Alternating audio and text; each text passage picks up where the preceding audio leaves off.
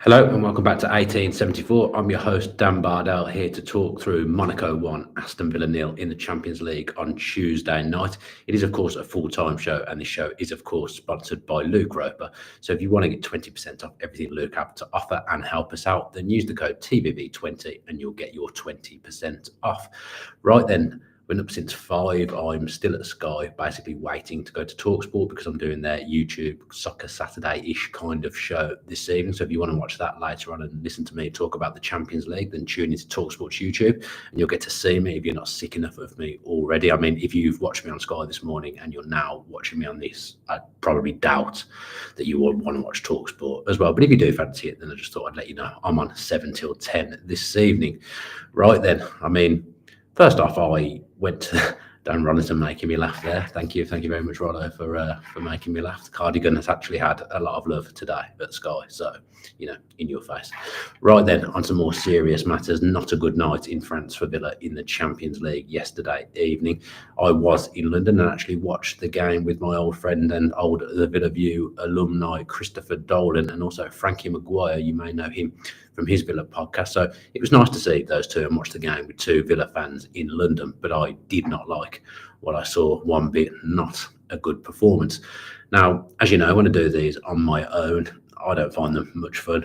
Probably a lot of the Villa population doesn't find them fun either. What I thought I'd do is I thought I'd make it a little bit different and come away with 5 takeaways that I've taken away from the game after watching Villa last night. I'm going to try something a little bit different and try and make it a little bit more coherent rather than me just rambling. Right then, first takeaway from the game. First attack, goal again for the opposition.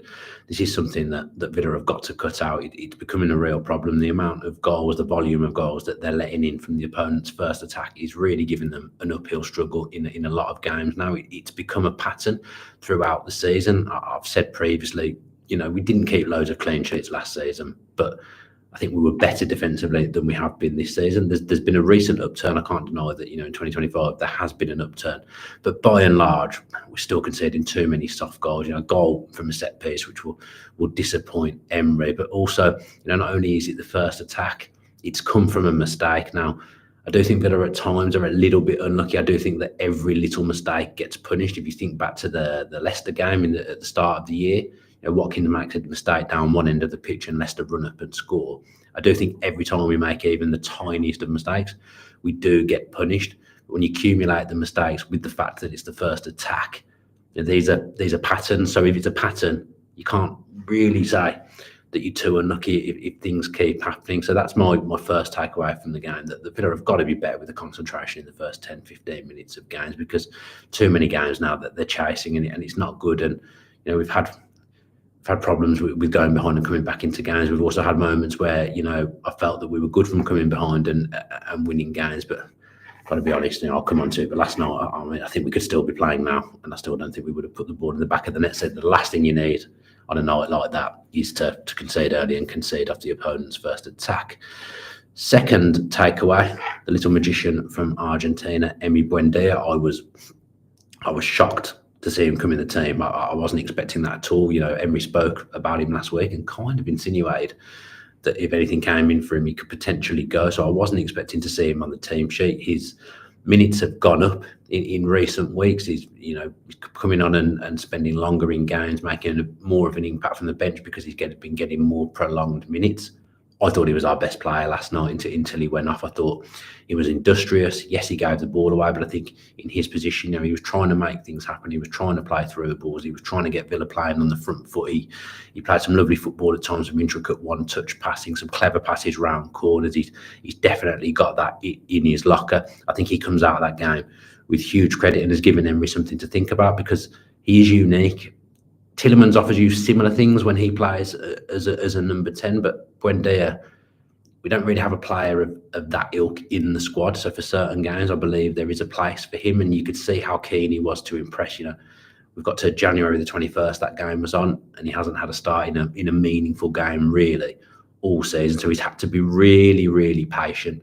So fair play to him. I thought he made an impact. He really did, and on the night, I thought he was Villa's best player. Sorry, I've got a little bit ill since I've started doing this podcast. My third takeaway is the old debate of Watkins, John Duran. I've done it a lot this morning on Sky. Spoke about John Duran. Obviously, he's been linked with a move away, which is nonsense. He's not going to go, quite simply, and he's certainly not going to go to West Ham. It was Watkins who got the nod again last night. I expected Duran to play. I really did think that John Duran would play last night, but Emery kind of went with the form, and he wanted to stick with Ollie Watkins. Obviously scored in the last few games, so it's understandable. Missed a big chance just before half time, which he probably should have tucked away. Nice football from Villa. Again, the kind of chance I feel that last season he probably would have tucked away. What I've noticed, and probably this has been something that's been a longer trend than this season, but finishing is better when it's instinctive, when he doesn't have time to think. You look at his goal against Arsenal, wonderful finish, no time to think, didn't really have time to adjust, but did, and just took it in the best way possible, and scored. He's got to score last night. It's at a pivotal moment of the game. Duran's breathing down his neck to get in the team. It was a huge chance, but everyone knows how much I love Ollie Watkins, and I do think he's going to have a big second half of the season, but there's no doubt he probably should have done better with that chance last night. I mean, that's probably the only meaningful save the goalkeeper had to make in the game for Monaco. I will say he did come and collect ball from corners about 127 times during the game, which was disappointing, but save-wise, that was probably the only meaningful save in the game. And we didn't make too much happen. Strikers on scraps a little bit. We had that one chance from Watkins. Rogers obviously curled one kind of just wide with the outside of his boot, which I thought was really unlucky. And again, it was nice football, but there wasn't really enough of that in the game. I didn't really feel like we were ever going to score, and that's disappointing, especially when you've got two strikers on the pitch in the second half in John Duran and Ollie Watkins. Now, we did it earlier on in the season and it didn't work. It made us worse. We haven't seen them both on the pitch at the same time for a long time. Surprised, Emery kind of rushed that last night and got Duran on when he did. Emery held his hands up, to be fair to him, after the game and said it was a mistake. He shouldn't have done it. He was trying to get back in the game, wasn't he? And you feel like he's more willing to experiment in Europe than he is in the Premier League. So he put them on together. But quite simply, they are different types of strikers, but they want to operate in the same areas, and they both want to be there in the box, putting the ball back in the net, and that didn't work. We lost all kind of control, all kind of formation when it was Duran and Watkins. And considering Emery's so big on control, it is a mistake, and Emery himself said it was a mistake, so it's okay for me to sit here and talk about it. And it did make us worse, which isn't what you want when you 1-0 down. I've seen a lot of people inside AVFC saying here about Watkins playing wide. He isn't a wide player. I don't think you'll get the best out of him out wide. I know he used to play there, but it's been a long time since he operated in a wide area. The guys are centre forward. I just think it's got to be one or the other. It can't be both, and both will get plenty of football through the rest of the season. Hopefully, Villa will have plenty of games, but there's no doubt in having them both on the pitch last night. I mean, did Duran even touch the ball? I barely remember John Duran touching the ball in that second half. It just didn't work. So that's takeaway number 3. We shouldn't have them both on the pitch together again. I think that was a failed experiment. When we've done it, it hasn't worked. I don't really want to see it again, if I'm being honest. 4th is just how similar it was to the Bruges game. Same kit, same scoreline, same making a mistake and losing the game because of that mistake. And Greg did speak in the podcast on Monday about Villa's kind of general form in Europe away from home, and that it's not been brilliant. And yes, they beat Young Boys. Yes, they beat Leipzig. Young Boys was a given, probably, as Greg said. And Leipzig was a brilliant win. But in Europe, those have been few and far between. And when we go behind, you do just feel like it's going to be a struggle for some reason. Teams can be compact, sit in and close down the spaces, and not give Villa much room to work. And we didn't really seem to have an answer for that last night. Like I said, we created very few chances. So just overall under Emery, the away form in Europe hasn't been brilliant. So I think hopefully the Champions League journey is going to continue for a long time. But it's something to keep an eye on. And when you go into two-legged ties like we did last season, it's going to cause a problem if we don't kind of get that away form. The away form is definitely better than it was in the Europa Conference League, but I just feel overall we seem to get overawed and go away from what we're good at away from home in Europe, and it's something that will need to change if we're to progress. It was a bad day at the office, as Michael Huggins is saying here. I think that's fair. So many were not at the races, and we didn't have much that could change it from the bench up. I understand that. Midfield, obviously, there's a few missing in that area at the moment. Again, maybe that's another reason why Emery plumped for the two up front in the second half. It was a bad day at the office, but it was also a bad day at the office that was very, very similar to the Bruges game. So, yeah, another disappointment there, and that was my fourth takeaway from the game. Final takeaway from me, and look, Unai Emery was raging after the game. I've spoken to people that were in that press conference. Probably the most cross he's ever been, Unai Emery. And if you read Jacob's article on The Athletic, he goes into a little bit of detail about it. And you kind of get his frustration. I feel frustrated about it as well, because it's a real missed opportunity, especially, results could not go our way tonight in the Champions League.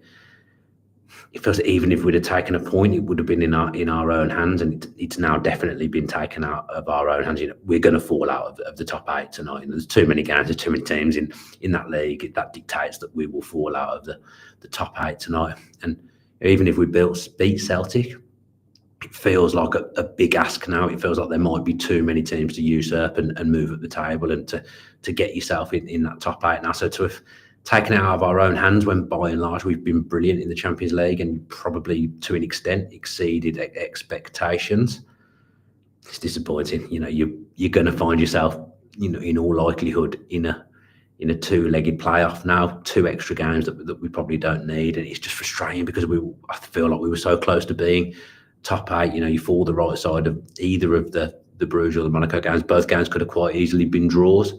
Probably. It's just frustrating that it's been taken out of our own hands. So, yeah, not a great night. Look, I can't lie.